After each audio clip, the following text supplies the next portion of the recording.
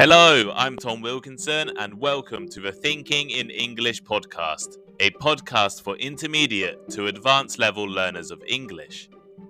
On this episode of Thinking in English, let's discuss language learning apps like Duolingo, Babbel, and Memrise. There are so many. They are so convenient and so accessible. But do language learning apps actually help to improve your English?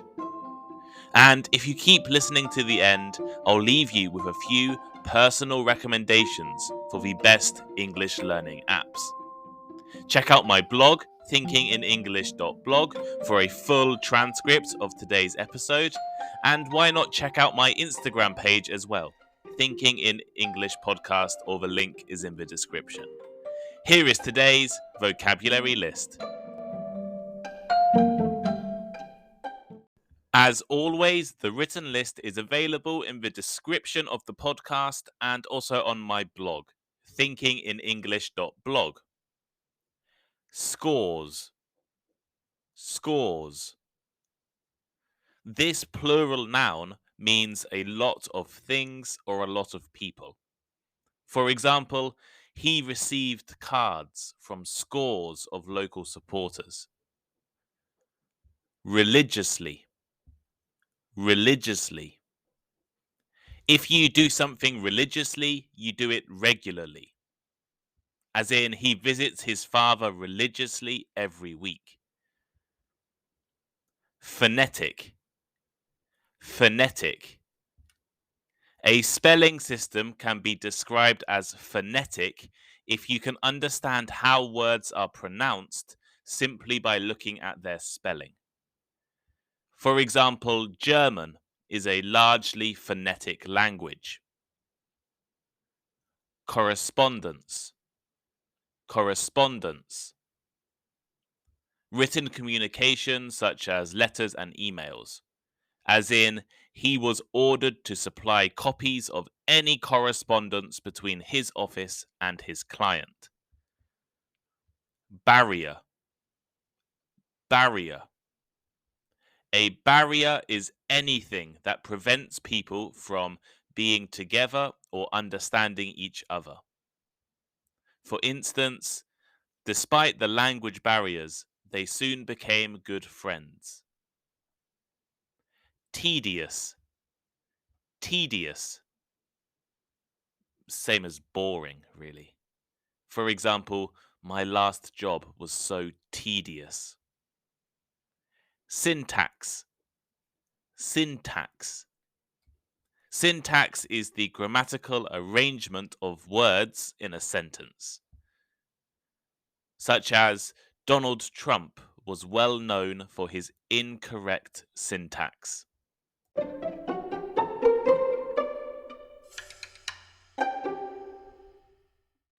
At the beginning of 2021, there were over 3.5 million apps available on the Google Play Store, and 2 million also found on Apple's App Store. That's a lot of apps. From games to news, productivity to company loyalty cards, you can find almost anything on the App Store. And this, of course, includes language learning applications. There are literally thousands of different apps online, promising to help you to improve your language through as little as 5 minutes of study a day. And not just for English, you can find apps to study all languages, from the largest and most popular to the smallest and most niche. When I thought of the idea for this episode, I decided to check what language learning apps I currently have on my phone and tablet. I've been learning languages for quite a few years now, and I've downloaded, probably over the years, at least 10 or 20 different apps. On my phone right now, I have 3 apps for studying language. One I pay for and I use regularly to learn Japanese vocabulary. I have a free Chinese character app I've not used for years. And I also have the app Memrise, which I'm sure some of you have used or heard of before. Memrise is also on my tablet, as well as the famous Duolingo, which, according to my profile on Duolingo, I was trying to learn Hawaiian at some point. Um, and I also have an interesting app called Master Any Language. Master Any Language actually does offer lessons in scores of different languages, from Abkhaz to Greenlandic to Wolof. Although I have these apps downloaded, I don't really use them too often. There have certainly been times in my life where such apps have formed a large part of my day. For a while, I religiously engaged in daily Spanish classes on Duolingo, not missing a 15-minute session for almost 6 months. At the time, I was even taking evening classes in Spanish and was thinking about taking a trip to Spain or South America. Instead, I accepted a job in Japan, and all of that Spanish I learned quickly left my brain. So, after accepting that job in Japan, I quickly looked online for help in learning the Japanese alphabet. I'd never even seen or heard Japanese in my entire life before I moved to Japan. So using apps seemed like a very quick and easy way to start my language learning journey. Now, it turns out Japan has 3 different alphabets, and 6 years later, I'm still studying the character based system. However, the phone app Memrise was incredibly useful in helping me to learn to read and recognize, but I guess not write, Japan's 2 phonetic writing systems.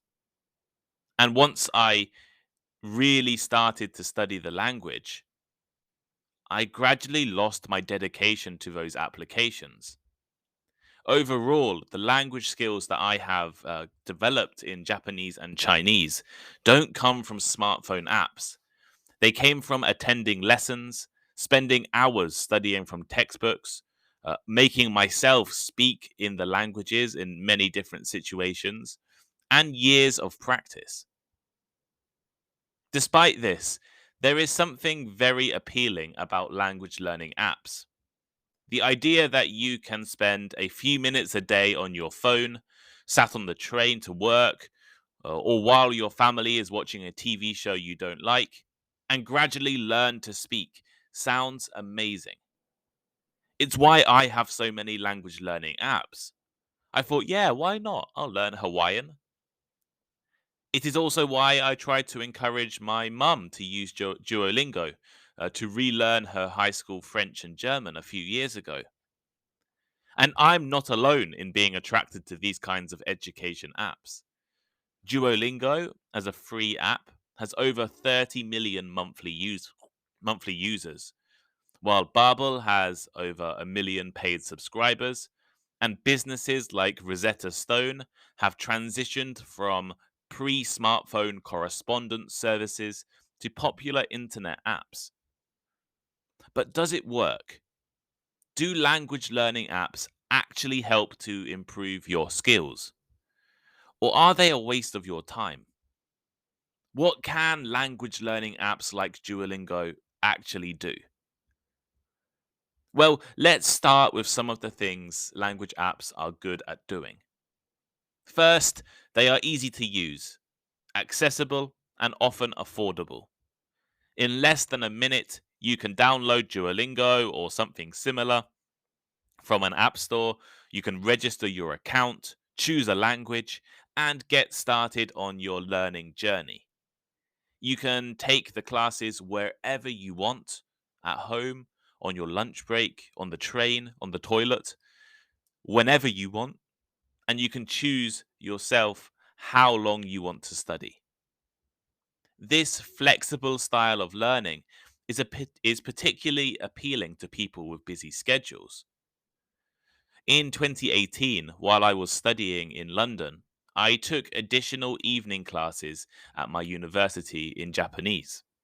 Every Wednesday from 6:30 until 8:30, I sat in my pre-advanced Japanese class in the center of London to improve my skills. But not everyone can do this. Some people cannot or don't want to commit to such a regular schedule, or they are unable to dedicate a whole 2 hours to study, or they don't want to make such a commitment. What do I mean by a commitment? Well, let's say you want to take in person classes like I did. You need to pay first. So you either pay for one term or for a whole year.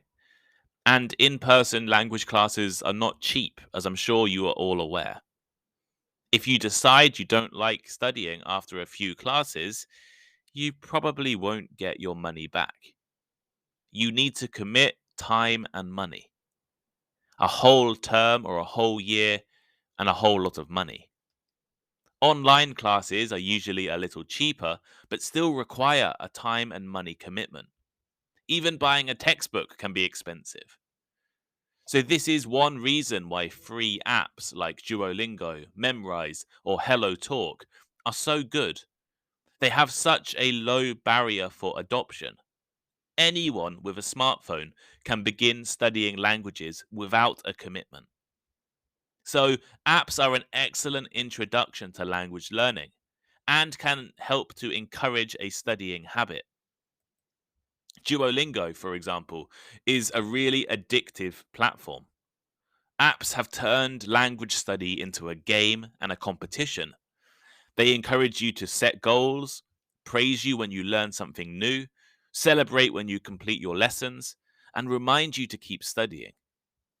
You can also compete against friends to see who is rising through the study ranks the quickest. Rising through different levels is a feature in many different language apps, and they use what is called a skill tree. The higher you climb, the more branches you have to face or study. And that way of studying is fun. There are no tedious grammar lessons, no intensive vocabulary writing sessions, and no long listening tasks. Usually, lessons take the form of multiple choice quizzes, translating phrases with occasional listening and speaking challenges. Quick and easy. So, language learning apps can introduce new languages, help learners become familiar with new vocabulary, and allow you to flexibly study. Moreover, for people hoping to learn languages with different writing systems like Japanese, Chinese, Korean, Russian, Hindi, apps have been shown to be an excellent way of learning those new symbols. It is how I learned to read Japan's phonetic alphabets. So that's what language apps are good at doing. What are language learning apps not very good at doing? What don't they do?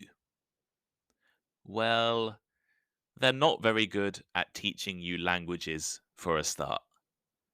Learning a language is a never ending and complex process, but such apps make it seem like a simple thing.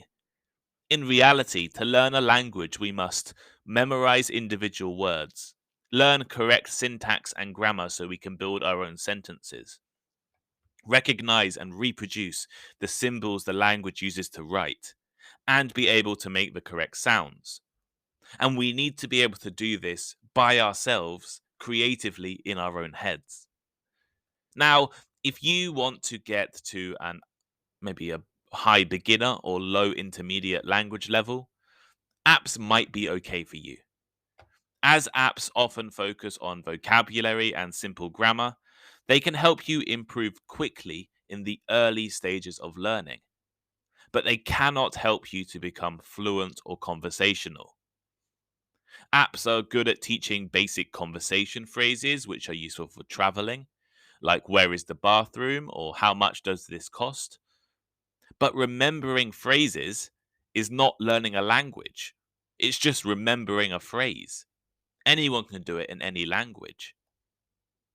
In a 2018 article in The Atlantic, David Friedman documented how he almost learned Italian using Duolingo. After spending months taking Duolingo's Italian classes, he felt prepared to travel to Italy and try out his new skills. However, When his wife decided to test his Italian before their trip, he realized he couldn't answer her questions. When she asked how to say, "Do you have a table for 4?" or "I'd like 2 glasses of red wine" in Italian, he was unable to answer. Why? Well, in David's words, the app had made me a master of multiple choice Italian. But without a prompt, he was speechless. I've also experienced this before with other language apps. I could choose the correct answer from a set of choices, but without the choices, I couldn't make my own sentences. Although apps can expose you to a lot of vocabulary, you need to leave the app to actually learn the language. You need to leave the app to actually become conversational, to become proficient, to become fluent. It is relatively easy to memorize vocabulary and grammar rules, but it is much more difficult to use that knowledge. You need to learn to speak, to write, to listen to a language. You cannot approach the highest levels of fluency and proficiency without some kind of intensive learning. Intensive learning like courses, tuition, English classes, other types of practical study, language exchanges, living or moving or traveling to another country. All of those can help you become fluent. So here is today's final thought. This episode of Thinking in English has discussed language learning apps. There are thousands of options out there, some with millions of users, and apps that can appeal to different learning styles. Do they work? Well, if you're a beginner, apps can help to improve your vocabulary, help build a study habit, and make learning English fun. Most apps, however, cannot help you to become fluent in a language. Instead, you will need intensive learning, classes, courses, or exchanges to become fluent. Leave a comment with your favorite language learning app and why you think it's good. You can comment on the blog, thinkinginenglish.blog, or on Spotify. And if you are still interested in using some language apps to practice English, here are a few of my recommendations. I've heard some good things about these apps before. But remember, alone, they're not going to make you fluent. But you can definitely use them as part of your study routine. So the first app is Quiz Your English, which is an app developed by Cambridge Assessment English, the people who operate the IELTS exams. Quiz Your English allows you to answer questions over a range of different topics, from beginner levels all the way to IELTS difficulty, or practice specifically for Cambridge English exams. So some of my friends have told me it is really useful when taking a break from really studying for IELTS. The next app is called Duolingo, which is a clever app designed to help practice reading. It uses the parallel text method, allowing you to read in English and in your native language at the same time. You can read classic books like Sherlock Holmes, daily news articles, kids' books, and cultural guides. Next, the Learn English British Council app is a popular option for studying grammar. They have lots of games and lessons rather than repetitive multiple choice questions. In the British Council's own words, forget about repetitive multiple choice questions that only help you recognize correct grammar. Answer over 1,000 practice questions across 10 unique activity types, including fill in the blanks, reordering words, and labeling to achieve better grammar accuracy.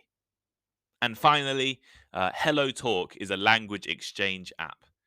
I've actually recorded an entire podcast on language exchanges, so I'll link that on the blog and in the description of the podcast.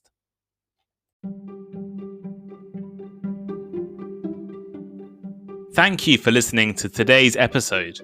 If you enjoyed it, please leave a review or rating, recommend it to your friends, or let me know on Instagram. My Instagram is Thinking in English Podcast. The link should be in the description. And make sure you check out the Thinking in English blog.